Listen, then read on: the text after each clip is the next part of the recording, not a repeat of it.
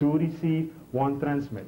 On one side, on the other side, 2 receive, 1 transmit, 2 receive, 1 transmit.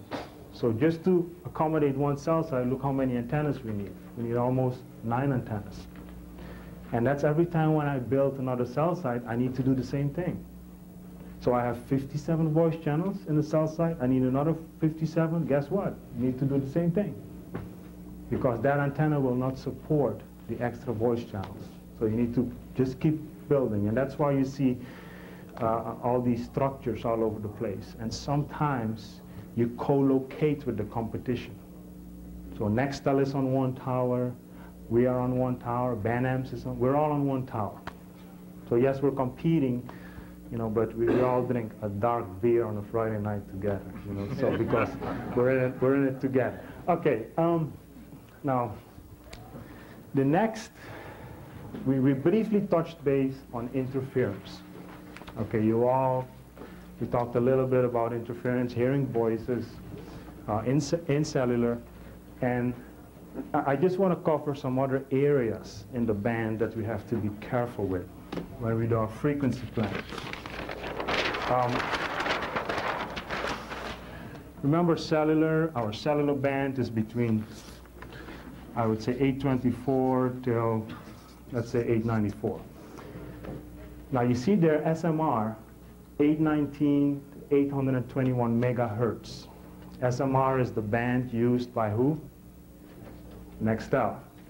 Now, Nextel has the right to operate in that band. That band is very close here. 819, 821 is close here. So if I do my frequency planning, I need to be careful how I frequency plan here. I might have some interference with them, or I might be interfering with them. So, you know, we meet and we talk about their frequency planning, my frequency planning here, and sort it out. Paging, 931 megahertz. Airphone, ground-to-air transmitters. You know, these Boeings, these airplanes with phones in them. I mean, there's massive amounts of energy that we transmit up. And it's right in the middle of the cellular band. We had such good planning, you know, and we did this a while ago. So we need to, again, frequency plan around this frequency. And there's a whole bunch of power lines. If you go back home, you turn on your television set, and you go to a switch, a light switch. Start flipping that switch. You'll see what's going to happen on your television. You're going to see stripes appearing on your television, because that switch is a generator of all frequencies interfering with everything. And you know how many people flip switches every day? So that's also interference. Cell site to switch connections. I just talked about the 4 ways. That might cause interference too if you don't pick the right frequencies on your microwave links. Interference is a way of life. You can actually get a degree in interference. Another type of interference, and I kind of now want to look at it from the other side, is interference that cellular phones can cause. And let's start with one that is very hot nowadays, pacemakers. You know, human beings, human beings use pacemakers because of heart problems. There is no proof that a digital phone causes this pacemaker to go out of sync. However, just to be sure, manufacturers of pacemakers are coming out with pacemakers that have a filter for some harmonics that the frame rate frequency of a cellular phone has, a digital cellular phone, and I'll talk about it some later. Okay, in a digital cellular phone, they're sending the zeros and ones out in packets, and that packet is called the frame, and the frame has a certain frame frequency. And you might, I haven't seen any proof of it, but you might have an instance where that frequency might lie within the same frequency of that heartbeat, which is like, you know, a few hertz. I mean, your heartbeat is like, you know, 3-4 hertz or less. You know, 3 or 4 changes per second. But there is filters on these pacemakers. So if you have clients that have that, it might not hurt to ask. You know, do you have a filter on your pacemaker? Who's the manufacturer? Or we could even help, assist to figure that out. But I haven't heard of any situation where you take a cellular phone, beam it on somebody's chest, and this person's having a heart attack. You know, I haven't heard of that. All right, but again, just in case, there is filters for that. The early GSM phones, GSM phones back in Europe, some 7 years ago, would cause a BMW to misfire. You know, you start the car, turn on the phone, engine starts to go crazy because the power levels used in those mobile phones were very high in the early days. The power coming out of a cellular phone now is only, in these handhelds, only 0.6 watts. Okay. What else can I think of? There are hearing aids, the early versions, again, in the GSM system, where the frame frequency, and I think the frame frequency was around 217 hertz.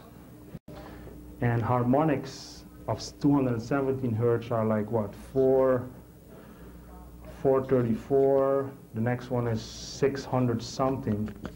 And this frequency here would cause a buzzing sound in hearing aids back then. So that was a problem. I just slipped my mind. Okay, when I think about it, we'll talk about it. I guess, oh, yeah? Yes, that's the one, hospitals. Thank you so much. If you have customers with medical equipment, and I have seen cases in my early days, some very long time ago, that there was medical equipment that would operate at a frequency that was close to cellular as well. And this is with different standards, like NMT 450, something that I won't talk about today. It's around the 400, 500 megahertz region. And there was some medical equipment back then, heart monitors, that would use that frequency. So you shouldn't run into those problems, but again, it won't hurt to just simply ask. You know, your customers, if they are have medical equipment, you know, invite them to meet with our engineers, and we can both ensure that there is no issues there. Because the last thing we want to do is you know, screw up the operation of their equipment. You know, we just want them to buy more phones. Now, so any other questions? Now, roaming. Again, we need to get all this out of the way, because this is what you're going to be dealing with. And this is also digital. Everything I'm saying here is TDMA, all right? Let's, again, for the sake of simplicity, assume one switch per system. Okay, we have 4 switches, but just now, imagine that we have one switch. And we have a whole bunch of cell sites. How many cell sites do we have? 416. 416. Now, these cell sites are all across our footprint. Let's say this is Comcast footprint, and this is AT&T, okay? And we're all interconnected with each other. So even though we're competing, we are connected via IS-41 links. Like the next competitor here also has an IS-41 link from here to us, and everybody's interconnected via IS-41 links. IS-41 links are very simple serial links, okay? And you can use a simple phone line to establish an IS-41 link. So I got a Comcast footprint, and I have on this side AT&T.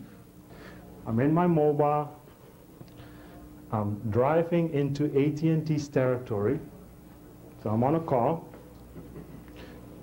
entering AT&T's territory. It's an analog phone, and the cell site here picks me up. Right away, through the IS-41 link, it's sending a signal to everybody. Who is this? Who are you from? Who are you registered with? Let's say the signal arrives here at Comcast. Comcast says, yes, this is one of my subscribers. This one sends another signal back. Is this a cloned phone, non-cloned? You know, all of that stuff is checked. This one is sending another signal. No, this person is legit. Another signal goes back. Has this person paid lately? You know? Sends a signal back. No. And depending on how the agreement is, this system might say, okay, person hasn't paid. I will still provide service, and then you will pay me anyway for the time of the call, and then you will figure out with your customer about pain problems. I'm just giving you a scenario here how it could be set up. Basically, you can set it up in whatever way you want. Then this system sends back another signal, okay, and there's some more request and acknowledgement signals going back and forth, and then eventually the roaming light on your phone goes on because this system says, okay, I'll give you service. And that's when the roaming light goes on. Now, this happens in milliseconds. You don't notice it. But if there is no agreement in place, or the one system does not want to give you service, even though you are in another area, the call will drop. Basically, your call, you won't get any extra service. All right? Any questions about roaming? That's roaming. Yes? One question. What's the main function and purpose of a switch? Could you? What's the main purpose and function of the switch? Very good question. The main purpose of a switch is to connect two people with each other. That's all. Linked with that, I want to just share this with you. In the computer industry, we used to have a very smart, big mainframe computer. And then hooked up to it were all these dumb terminals. And you know what happened over the years? The terminals became very smart. Bill Gates. All right? Yes, Bill Gates. The terminals became very smart. And then the center is just a little server connecting terminals to one another. You can see the same thing happening in the cellular industry. That's one reason for having TDMA. The phone has become very smart. And we'll talk about some of all this smart stuff that digital phones can do. The intelligence moved from the switch into the phone. And actually what we did, we're letting the switch do some other things for us. But the main purpose is to connect person A with person B and make sure that all the features that he's got on his phone, go with him and work properly. Very good question. Any other questions?